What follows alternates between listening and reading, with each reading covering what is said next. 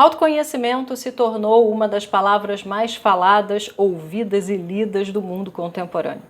Toda vez que uma palavra começa a ser muito usada, fica uma pergunta importante que precisa ser feita. Do que a gente está falando? Então, é sobre isso que eu venho aqui refletir hoje com vocês no canal. O que nós estamos falando quando falamos em autoconhecimento? Autoconhecimento é um dos grandes temas da medicina das palavras, está entre as nossas 3 linhas. Nós trabalhamos com autoconhecimento, comunicação não violenta e pensamento crítico. Sendo assim, nos sentimos no dever de falar algumas coisas sobre o assunto que ainda não foram abordadas aqui no canal, não pelo menos de uma forma condensada em um único vídeo, sobre a ideia e o conceito de autoconhecimento. Então esse é o meu convite para vocês. Sejam bem-vindas e bem-vindos. Eu sou Vanessa Rocha, fundadora e diretora-geral da Medicina das Palavras, que é uma empresa de educação e cultura voltada para o autoconhecimento e o desenvolvimento das relações. E aqui no canal a gente trata de alguns temas que nós abordamos nas nossas vivências, nos nossos cursos, nas nossas palestras, nas nossas oficinas, publicações, programas, enfim, em todo o trabalho que a gente realiza. E como nós trabalhamos intensivamente com autoconhecimento, inclusive o primeiro curso que a gente lançou, o Expresse Sua Verdade, é um curso voltado para o autoconhecimento, eu decidi vir aqui para falar sobre esse assunto porque a gente está vendo uma explosão de usos da palavra, tanto por vários lados, né? Pelo lado filosófico, porque a questão do autoconhecimento começa na humanidade, né? Com a filosofia, com o pensamento também cosmológico, né? De mundo, o que estamos fazendo aqui, de onde viemos, para onde vamos, qual o sentido da vida. O autoconhecimento entra aí. Então tem esse viés, o viés da psicologia, obviamente, né, da psicanálise e da psicologia, mais um viés também de exploração comercial e o viés da crítica. E existe uma confusão também muitas vezes quando a palavra aparece, porque às vezes parece que a gente está falando de autocuidado, que não é autoconhecimento, embora possa estar inserido dentro de um grande trabalho de autoconhecimento. Às vezes parece que estamos falando em positividade tóxica, o que não tem absolutamente a ver, porque a positividade tóxica ela é um resultado de uma forma distorcida de enxergar o trabalho de autoconhecimento, que tem a ver com o que hoje em dia está sendo chamado de narcisismo espiritual, ou narcisismo como um todo também, né? Nós tendemos, né, em função do ego, que é o centro da consciência, a se achar muito importante toda vez que a gente começa um trabalho de mergulho em nós mesmos. E a gente vai descobrindo coisas, descobrindo potências e começa a se achar, às vezes, melhor do que outras pessoas. Isso acontece muito com muitas pessoas que entram em terapia, com muitas pessoas que seguem caminhos espirituais, com pessoas que fazem análise, mas não só, porque isso acontece também dentro da academia, entre professores, entre alunos, enfim, qualquer pessoa que comece a estudar sobre a existência, sobre a natureza humana, sobre si mesmo e sobre a realidade, corre o risco de reproduzir esse comportamento narcisista e se achar melhor do que os outros. Até mesmo quando a gente não estuda nada e se apega a certos valores que são muito subjetivos e muito pessoais e acredita que aquilo é a verdade, né? Estamos sendo narcisistas e o que a gente vê muito no mundo hoje são pessoas proferindo discursos altamente subjetivos como se fossem a verdade da existência e não a verdade para aquela pessoa, para aquele grupo que está conectado com aquele discurso e quer impor essa verdade ao outro. Então, quando aparece uma coisa profunda, uma discussão profunda, que é a discussão sobre o autoconhecimento que finalmente nós estamos ampliando na sociedade, como existe um comportamento padrão já voltado para compreender a realidade através de lentes que são encaradas como verdade, o que a gente vai fazer, que é o mais comum da gente fazer em função do nosso ego? É pegar a discussão do autoconhecimento e enxergar pela nossa perspectiva, desconsiderando toda a reflexão que ela traz, desconsiderando o mergulho nas sombras que todo trabalho de conhecimento deve proporcionar. Então eu queria trazer esse olhar de que todo o trabalho de autoconhecimento, primeiro, o autoconhecimento ele é algo que se adquire num processo. Então ele depende de um trabalho de autoobservação, de autoestudo. Depois, o fato de você começar um processo de autoconhecimento não significa que você vai descobrir quem você é e o mundo que exploda, que se exploda. Porque eu não tenho nada a ver com aquilo, você tem tudo a ver com o mundo. Você está inserido numa realidade. Logo, o autoconhecimento não tem nada a ver com práticas que te tornam mais egoísta, que te tornam incapaz de enxergar o mundo ao seu redor, que te colocam num lugar de ilusão. A gente vê hoje em dia um discurso assim muito raso que considera que fazer um trabalho de autoconhecimento é você se apegar a práticas de pensamento positivo, de foco na luz, de foco no amor. E eu me pergunto sempre assim, a gente realmente sabe o que é amor, luz?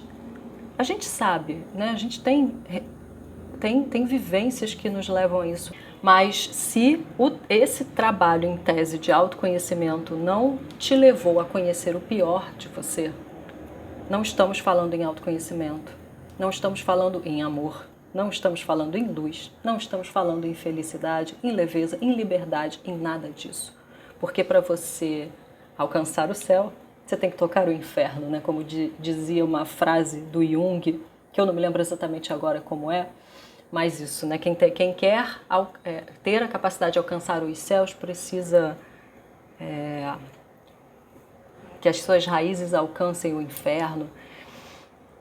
É justamente a falta de autoconhecimento, e esse autoconhecimento que não é autoconhecimento, que vem embalado em produtos que prometem mudanças rápidas e mudanças fáceis, né? A gente vive numa sociedade onde o conceito de conforto e de conveniência é muito poderoso. A gente quer a resposta rápida, a gente quer mudança rápida, a gente não quer ter que atravessar um caminho de se conhecer e de mergulhar na natureza humana. Então, tem vários produtos no mundo contemporâneo hoje embalados assim de mudanças rápidas e maravilhosas e que você não vai precisar fazer muita coisa. E de repente você vai se iluminar e vai compreender as verdades da existência. Não é bem assim que funciona. O trabalho de autoconhecimento ele precisa te levar para as sombras, porque é só assim que você vai conhecer a natureza humana de verdade. Não dá para conhecer a natureza humana conhecendo só um lado dela. E todos nós temos dentro da gente a crueldade, as coisas feias, tudo aquilo que a gente não quer olhar.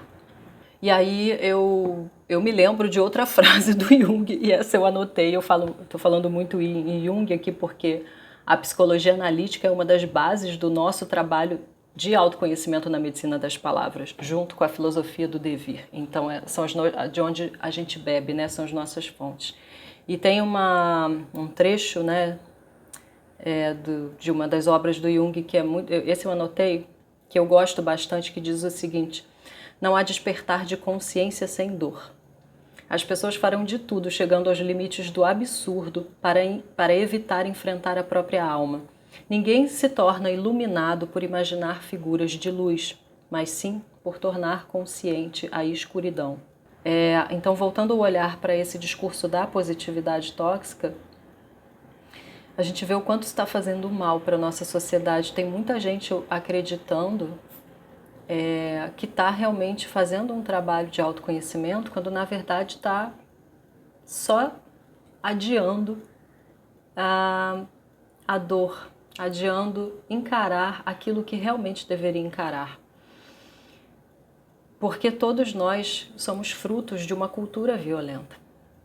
Todos nós reproduzimos comportamentos violentos, que seja na nossa linguagem, através dos julgamentos, através das culpabilizações, através de comportamentos vitimistas. Eu não estou com isso aqui querendo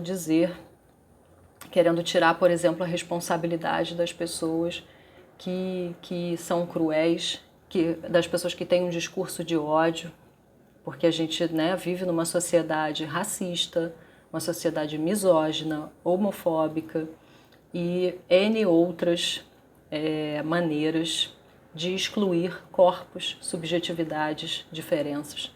E tudo isso se perpetua porque a maioria das pessoas tem medo de olhar para si mesmo, porque tem medo do que vai descobrir. É muito conveniente manter o mal, o errado, o inconveniente no outro e não em si mesmo, né? Quantas vezes a gente, até quem está nesse caminho de autoconhecimento, é tomado pela própria sombra e às vezes pela sombra coletiva, e quando vê já está fazendo julgamento, está compartilhando coisas. Como é que nós, no geral, no dia a dia, a gente colabora para essa cultura?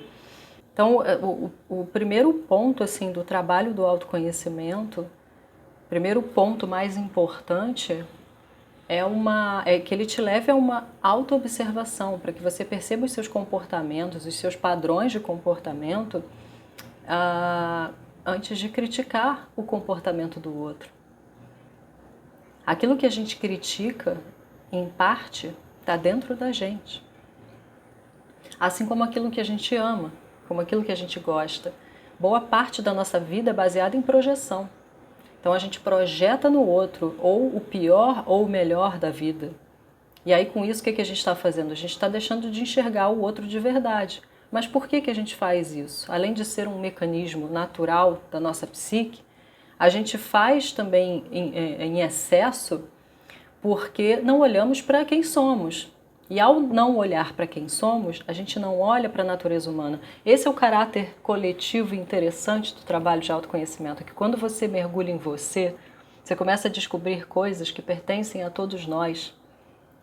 Tudo aquilo que me constitui todos nós. É claro que tem as diferenças, é claro, é óbvio, mas no fundo do trabalho do autoconhecimento, você vai mergulhar na própria natureza humana. E aí, quando a gente, desse lugar de profundidade, olha para o mundo, olha para a realidade fora da gente, a gente já começa a olhar por uma outra perspectiva. Uma perspectiva mais crítica, no sentido crítico construtivo, uma perspectiva de mais empatia e uma perspectiva de mais integridade. Porque aí estaremos mais inteiros, sabendo aquilo que a gente não aceita mais, aquilo que a gente não tolera, quais são os nossos limites e aquilo que a gente realmente quer viver. Então a gente passa a falar de uma sociedade de pessoas mais inteiras, que projetam menos, logo, que vão criar menos confusões, digamos assim. Porque enquanto a gente permanecer, no geral, só acusando os outros e olhando para fora, tanto para aquilo que é destrutivo quanto para o que é positivo, né? Porque às vezes a gente também tem, né, pessoas com problemas de autoestima. O outro é sempre melhor que ela nunca vale nada. Isso também é terrível, isso também é uma sombra. Então a gente tem que olhar para essa profundeza, para essa sombra, descer aos infernos de nós mesmos. E aí a gente começa a diminuir dentro de nós a necessidade de uma expressão violenta. Torna-te quem tu és é uma frase muito usada, né, quando se fala em autoconhecimento, que vem de um poeta grego, e que o filósofo Nietzsche usava bastante na sua filosofia, e que é usada também na psicologia analítica para falar sobre o caminho de individuação, processo de individuação, que é esse processo de descoberta de si mesmo, não significa tornar-se o que o seu ego deseja. Eu acho que esse é o grande ponto delicado e necessário de ser dito do trabalho de autoconhecimento. Quando você mergulha em você, o seu ego vai ficar maluco. Ele vai querer controlar o tempo inteiro o processo. Vai querer te dizer que você está errado, que você está pirando, que você está maluco, que você não é aquilo. Por quê? Porque a gente criou uma imagem idealizada de nós mesmos. Então o ego vai ficar doido. Só que o ego não é o centro do eu. Ele é o centro da consciência somente. Nós somos muito mais. A gente tem um inconsciente dizendo pra gente que existe muito mais na nossa vida. Daquilo que a gente gostaria, de coisas que quando a gente olhar a gente vai gostar e outras que a gente não vai gostar. Então o tornar-se quem se é não é tornar-se o que o seu ego quer, mas aquilo que o seu eu mais profundo, que o teu inconsciente vai te levar a ser. Talvez seja esse o ponto que precise ficar esclarecido no trabalho de autoconhecimento. Obviamente a gente vai encontrar reflexões em torno do autoconhecimento dentro da filosofia e tal, que não vão necessariamente considerar a existência do inconsciente, mas que vão trazer reflexões profundas sobre o tema. O que não dá socialmente, porque isso é prejudicial para a psique, tanto individual quanto coletiva, é a gente associar o autoconhecimento a práticas que somente querem olhar para o amor, para a luz, para a bondade, para a verdade, porque é justamente esse discurso que leva às distorções que a gente tem hoje da ideia de verdade, da ideia do que é ser de bem, do que é ser bom. Ninguém é totalmente bom, assim como ninguém é totalmente mal. Tem nuances, tem muitas nuances, aí as pessoas se transformam. E todo o trabalho de autoconhecimento que se preze trabalha nessa nuance, trabalha nessas duas polaridades, não isoladamente, mas em conversa, na integração dos opostos, na integração de tudo aquilo que nós somos. Por fim, eu queria só dizer uma coisa também, né, que vejo muito quando observo as críticas, né, e também na reação das pessoas quando, por exemplo, alguém que trabalha com autoconhecimento comete um erro. A gente fica muito desesperado, né? Acha um absurdo, condena aquela pessoa. E tem muita gente que faz muita besteira. E ninguém tá livre disso, né? Eu não estou livre disso, você não está livre disso. Inclusive, o que eu estou falando aqui está sujeito a erro. Cada um de nós compreende apenas uma parte da realidade com os seus muitos filtros subjetivos. Então o lugar da comunicação é um lugar complexo também. E a gente sempre cria expectativas, né? A gente cria muita expectativa, principalmente em relação aos professores, aos mestres, aos terapeutas, as pessoas que têm, né, que transmitem algo. E aí toda vez que algum erro é cometido, a gente fica muito apavorado. Por quê? Principalmente porque o erro revela a fragilidade humana. O erro revela que nós todos somos suscetíveis ao erro. E aí a nossa reação tende a ser muito passional, né? Condenativa, se é que existe essa palavra. E essa passionalidade, essa radicalidade que a gente está vendo hoje, ela dificulta muito a gente aprofundar certos temas. E o tema do autoconhecimento é um deles. Embora eu reconheça que essa radicalidade em certos discursos ela é necessária para dar um sacode na gente, né, como sociedade. Mas eu acho que a gente está entrando num momento em que a gente já pode começar a aprofundar os temas. É claro que eu não vou conseguir fazer isso aqui num vídeo só, o vídeo já está até ficando um pouco longo, então eu vou parar por aqui, quis trazer apenas algumas questões para a gente pensar. Outros vídeos vão vindo, né? De vez em quando a gente posta aqui no canal. E eu convido também a quem não está seguindo a Medicina das Palavras nas redes sociais, procurar a gente no Instagram e no Facebook, que a gente coloca sempre reflexões, práticas, desafios relacionados a esse assunto. E convido também vocês a conhecerem o curso Expresse Sua Verdade, que é um caminho de aprofundamento nesse tema do autoconhecimento. Eu vou deixar o link aqui embaixo, se vocês quiserem conhecer. E por hoje eu fico por aqui agradecendo imensamente a sua atenção e vou adorar ler o que vocês têm a dizer sobre isso. Então deixa aqui nos comentários o que vocês acharam do vídeo, o que vocês acreditam que é autoconhecimento, se vocês estão nesse caminho, como é que ele está sendo e qual é a importância disso socialmente, né? Para mim já está mais do que claro que é extremamente importante, talvez seja o assunto mais importante que a gente tem hoje, porque o trabalho de se autoconhecer é um trabalho de conhecer a sociedade, o coletivo, como funciona o ser humano, o nosso comportamento. E a gente começa a falar de pessoas mais conscientes, com a capacidade de afetar positivamente, aí sim, não é positividade tóxica, a realidade. Muito grata pela sua atenção, até a próxima.